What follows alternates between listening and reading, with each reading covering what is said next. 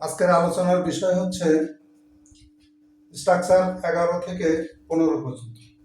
11 নম্বর structure হচ্ছে কর্তা কোনো কাজ করতে অভ্যস্ত বোঝাতে। 12 নম্বর স্ট্রাকচার হচ্ছে কর্তার কোনো কাজ করার সম্ভাবনা আছে বোঝাতে। 13 নম্বর স্ট্রাকচার হচ্ছে কর্তার কোনো কাজ করার সম্ভাবনা ছিল বোঝাতে। 14 নম্বর স্ট্রাকচার হচ্ছে কর্তার কোনো কাজ করা উচিত বোঝাতে। আর 15 নম্বর স্ট্রাকচার হচ্ছে কর্তার কোনো কাজ করা উচিত ছিল বোঝাতে। যাই হোক, আমরা এখানে বোর্ডে লিখেছি, তোমরা দেখো। কর্তা কোনো কাজ করতে অভ্যস্ত ছিল বোঝাতে। সাবজেক্ট প্লাস ওয়াজ আর use to plus view plus object, এটাই হচ্ছে এই সেন্টেন্সের স্ট্রাকচার। ঠিক আছে, এখন দেখো এটা দিয়ে আমরা সেন্টেন্স করেছি। ছেলেটি ধূমপানে অভ্যস্ত ছিল। The boy was use to smoking. Use to আগে যদি বি ভার্ব এম ইজ আর ওয়াজ আর অথবা যদি গেট থাকে জিইটি গেট, তাহলে ইউজ টুর পর ভার্বের সাথে আইএনজি হয়ে যাবে এবং সেন্টেন্সের বাংলা অর্থটা হচ্ছে অভ্যস্ত। যেমন এখানে একটা উদাহরণ আমরা দিয়েছি, ছেলেটি ধূমপানে অভ্যস্ত ছিল। The boy was use to smoking. আমি যদি বলি ছেলেটি বই পড়ায় অভ্যস্ত ছিল, the boy was use to reading book. তো যাই হোক, এইভাবে আরো অনেক সেন্টেন্স হয়। ভিডিওটা দীর্ঘ হয়ে যাবে, এই জন্য আর বলছি না। এরপরে দেখো কর্তা। আচ্ছা, এই সেন্টেন্স থেকে আমরা 6টা সেন্টেন্স বানাতে পারি। যেমন ছেলেটি ধূমপানে অভ্যস্ত ছিল। আচ্ছা, এটাকে আমরা আবার নেগেটিভ করতে পারি, ছেলেটি ধূমপানে অভ্যস্ত ছিল না। তাহলে কি হবে? দ্য বয় ওয়াজন্ট, এখানে এইটা ওয়াজের সাথে নট যুক্ত হবে। The boy wasn't use to smoking. আচ্ছা, এরপরে যদি বলি ছেলেটি কি ধূমপানে অভ্যস্ত ছিল, তাহলে কি হবে? ওয়াজটা সাবজেক্টের আগে চলে আসবে। তাহলে কি হবে? Was the boy use to smoking. আচ্ছা, এরপরে যদি আমরা বলি ছেলেটি কি ধূমপানে অভ্যস্ত ছিল না, তাহলে কি হবে? Wasn't the boy use to smoking. ঠিক আছে। আচ্ছা, এবার আমরা ট্যাগ কোশ্চেন করব দুইটা। ট্যাগ অফ অ্যাফার্মেটিভ এক্সক্লেমেশন আর একটা হচ্ছে ট্যাগ অফ নেগেটিভ এক্সক্লেমেশন। তো যাই হোক, আমরা দেখি প্রথমটা। যেমন ছেলেটি ধূমপানে অভ্যস্ত ছিল, ছিল নাকি? তাহলে এটা কি হবে? The boy was use to smoking, wasn't he. The বয়ের প্রোনাউন হি বসে যাবে। আচ্ছা, যাই এইবার ছেলেটি ধূমপানে অভ্যস্ত ছিল না, ছিল কি? তাহলে এখানে কি হবে? The boy wasn't use to smoking, was he. তোমরা তাহলে বুঝে ফেললে যে এই একটা সেন্টেন্স থেকে আবার 6টা সেন্টেন্স করা যায়। আচ্ছা, যাই হোক, আমাদের 12 নম্বর স্ট্রাকচার হচ্ছে কর্তার কোনো কাজ করার সম্ভাবনা আছে বুঝতে। Subject plus am is are plus likely to plus ভি1 প্লাস এক্সটেনশন।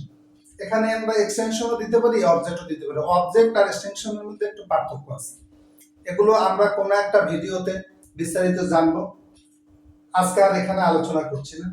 যেমন দেখো, আমি যদি এটা বলি যে আমার আজ ঢাকা যাওয়ার সম্ভাবনা আছে, তাহলে ইংরেজি কি হবে? I am likely to go to Dhaka today.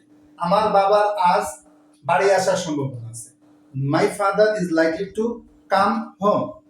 এইভাবে করে অনেক করা যায়। আমরা এখানে একটা দেখো সেন্টেন্স আমরা দিয়েছি, আজ বৃষ্টি হওয়ার সম্ভাবনা আছে। তোমরা দেখো এই সেন্টেন্সে কিন্তু কোনো সাবজেক্ট নাই। যে সকল সেন্টেন্সে সাবজেক্ট থাকে না, সেখানে ইট অথবা দেয়ার, আইটি ইট, এই ইট অথবা দেয়ার ইন্ট্রোডাক্টরি সাবজেক্ট হিসেবে আসে। এই কারণে দেখো আজ বৃষ্টি হওয়ার সম্ভাবনা আছে, ইট is likely to rain today. আচ্ছা, এইটাকে যদি নেগেটিভ করো তাহলে কি হবে? আজ বৃষ্টি হওয়ার সম্ভাবনা নাই, ইট ইজ নট অথবা it isn't likely to rain today. আচ্ছা, আজ কি বৃষ্টি হওয়ার সম্ভাবনা আছে, তাহলে কি হবে? Is it likely to rain today.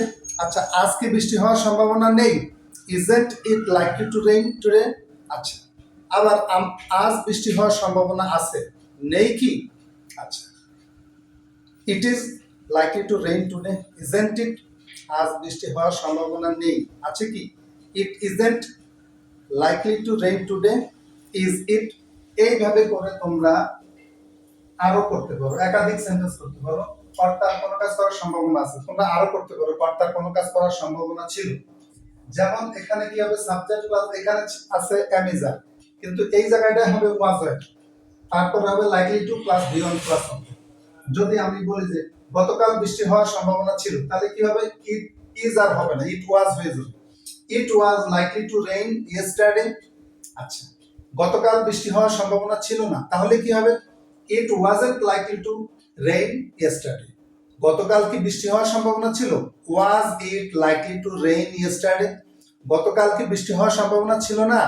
Wasn't it likely to rain yesterday. গতকাল বৃষ্টি হওয়ার সম্ভাবনা ছিল, ছিল নাকি? It was likely to rain yesterday is wasn't it. আচ্ছা, গতকাল বৃষ্টি হওয়ার সম্ভাবনা ছিল না, ছিল কি? It wasn't likely to rain yesterday was it. তোমরা এই দুটা বুঝে ফেলেছো। আর এইবার তোমাদের আমি প্রাথমিক এটা ধরাই দিই, এগুলো তোমরা নিজেরাই করতে পারবে।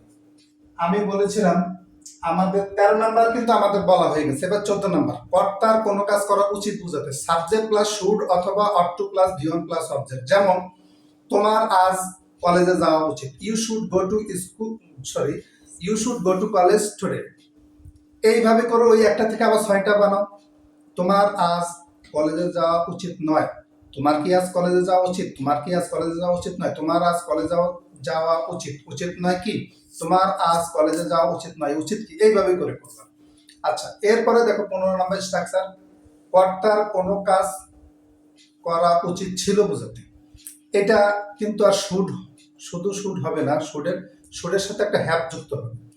যেমন সাবজেক্ট প্লাস শুড হ্যাভ অথবা ought to have plus V3 হবে, ভার্বের পাস্ট পার্টিসিপল ফর্ম বসবে, আমরা এটাকে V3 বলি সংক্ষেপে।